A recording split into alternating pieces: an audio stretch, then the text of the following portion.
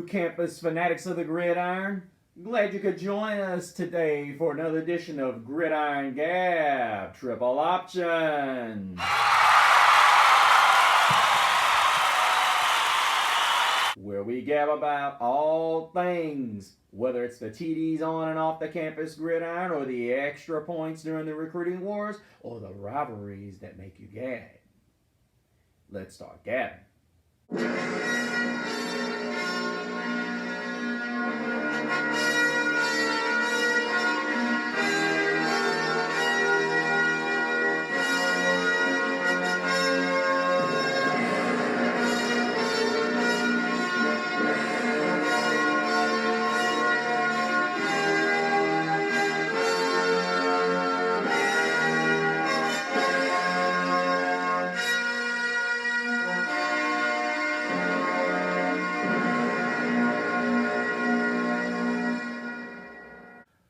Welcome back, all you fanatics of the campus gridiron. Hope you guys are doing great and your family's doing great. I am, of course, Mr. CeeLo, back at you. And I've got one of my trios for the week, as I promised you guys. This one we're going to be dealing with Alabama and Ole Miss. And honestly, I'm actually a little torn because they're going back, they being Alabama, is going back to their original starter from week one, whom I thought, I understand what Nick Saban was doing. Nick Saban does this after a loss majority of the time, give his other quarterback or his backup an opportunity to make a run at it. Which was Tyler Buchner. And I don't like to talk about anybody's child, but he is a young man. And we saw what Tyler Buchner could not do and what he could do. And as well as Tommy Rees.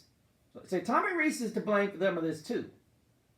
But Alabama's going back with Jalen Milroe, which I love his athletic ability.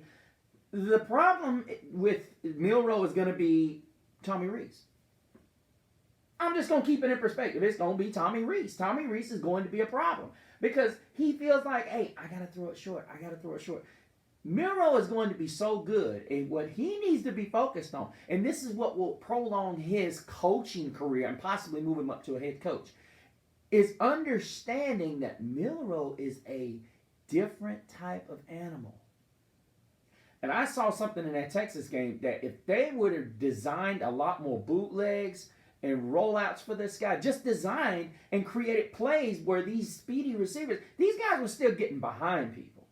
And he throws absolutely one of the most unguardable deep balls you'll ever see.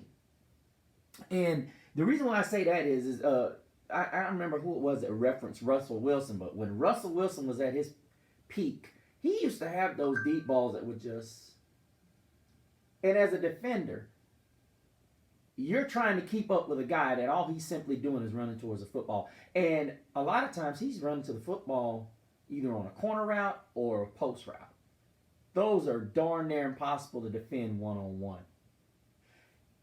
You have a guy that is capable of doing that. The hardest thing to teach a quarterback is to trust that that the receiver can run under it and that he can get to it. That's the hardest thing about throwing those type of balls. Most of the guys, they want to throw it on a straight line or a frozen rope so that the defender can't get to a spot. They want to throw it to that spot and hope that the defender doesn't get there, as opposed to throwing it high enough, letting that receiver go get it. I think Jalen Milroe is going to be a good switch.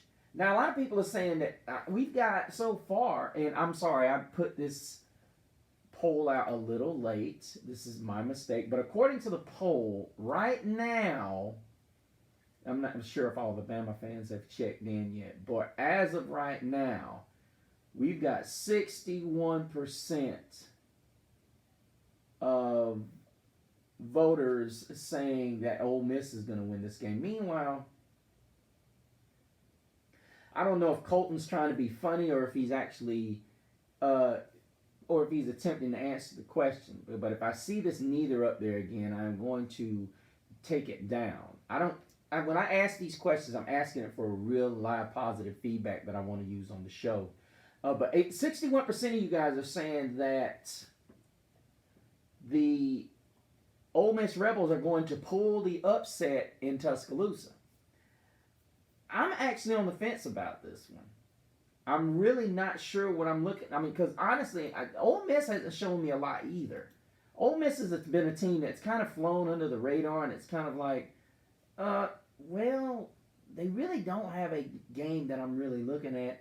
And I'm looking at their victories, and it's like they had an impressive win against a then 24, no, then 24th ranked Tulane Green Wave in their building, but I don't know. I'm just, I know people are gonna say, "Well, make up your mind." Blah blah blah blah blah blah. Well, I have made up my mind, and the reality of it is, I'm taking Alabama. And I'm going to tell you guys why I'm taking Alabama. Because I look at Ole Miss and, yeah, Lane Kiffin might think this is his golden opportunity to knock off Saban. But let us remember, this Alabama-Texas game, for all intents and purposes, was 34-24. And it took two really great plays by Texas receivers to put this game away. Everybody gave too much credit to Texas's passing game. No, it was the receivers. Milroe throws the ball anything like he could have, and Tommy Rees gets out of his way, Alabama will win this game. And I would even venture to say they run away with this thing.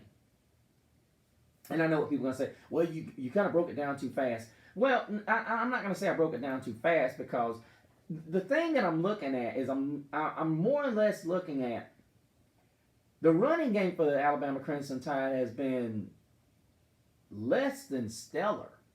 Milroe is pretty much the running game, and I'm believing we're going to see a lot more design runs in this game. We're going to see a lot more bootlegs in this game, because ultimately, I don't care who you are. If you have an athlete of Milroe's caliber, you have to look at it and say, okay, we need this guy to be who he is. We need this guy to grow into the type of player that he can be effective for us. Now, I get it. Dart is a pretty darn good quarterback for Ole Miss. But let us not forget that this is still a pretty darn good Alabama team. Dart's also a pretty darn good athlete as well. He's over 200 yards rushing. So I think that this could be a stumbling block for Alabama, but I don't see it, because in order to beat Alabama, you have to be able to utilize throwing it down the field. You have to keep that secondary off balance, and you have to keep those pass rushers off the quarterback. Now, Ole Miss does have two explosive receivers in Watkins and Wade, the two Dubs. But here's the thing. Your guy is Harris. Harris has 5 touchdown receptions. He's 6'2", 205 pounds. And honestly, I'm gonna say it in this sense. He's their guy that has the nose for the end zone. I will say Ole Miss has a lot to like on offense, but it's their inability to stop teams that bothers me. I mean, you look at the Tulane game. The thing that gets me more than anything else is you're looking at this Tulane team, and they scored 20 points, and people can say, ooh, but then you look at Tech 2, they scored 23. That's not going to happen against that is not going to happen against one Alabama. It's not. And the reality of it is, this team is going to recover from that abysmal performance last week. Everybody was talking about that. It was like I remember Alabama scored its fewest points ever against was it unranked team? I think that's what it was. Was it unranked? I think it was unranked. And the disappointment, I mean, you even saw it. Well, it was an unranked. It was it was an unranked team. And it never seemed like Alabama was in control, but it was almost like Saban said, okay, we can afford to test the waters with our two quarterbacks. And like I said, Paul Feinbaum said it best. I don't usually agree with this guy, but Tommy Rees, it was the best thing. I remember, if guys, had I had my show last year when Tommy Rees stepped down, you guys would have never watched Talk Like a Champ again, because there's a lot of people that are still loyal to Tommy Rees. I said it simply put: if Tommy Rees stays in South Bend, Sam Hartman will not flourish. I've been right so far, because Tommy Rees is doing his thing. He's throwing the ball like he did at Wake Forest, down it, which shocked me the few times that Milroe was taking his shots. But you notice that he wasn't taking shots a lot. Another reason for that is I think Alabama's offensive line is a little bit below standards, as well as the defensive line. Alabama's defensive line has been okay throughout the years, but I think their ability, their blitzing and their reputation is what draws a lot of confusion, and so that reflects in their ability to stop the run and their ability to pass rush, because you never know who's coming in at 3-4. But ultimately, I believe that Ole Miss makes this a game, but I think Milroe being put back up under center, Alabama does what it would have done had Tommy Rees understood Jalen Milroe to a degree, and Milroe wasn't second-guessing himself. I think Alabama wins this game somewhere, I would say, 38 to 31. I don't think it's a blowout. I think it's going to be, I think they put a jump touchdown up, but I think it's going to be like 2 touchdowns. I don't think Ole Miss, I think Ole Miss is a good team, but I don't think they pull the upset, not this week. They give a good fight, and I think, honestly, I think they're up probably for about 2.5 quarters, and then Alabama gets it together, and they pull away. But I am taking Alabama in Tuscaloosa, not because I like Saban, but I think Milroe is a guy that Reese is maybe finally going to realize that I have something special here, and they're going to get a lot of deep balls. It's going to be a slugfest. It wouldn't shock me if the score's higher than 38-31.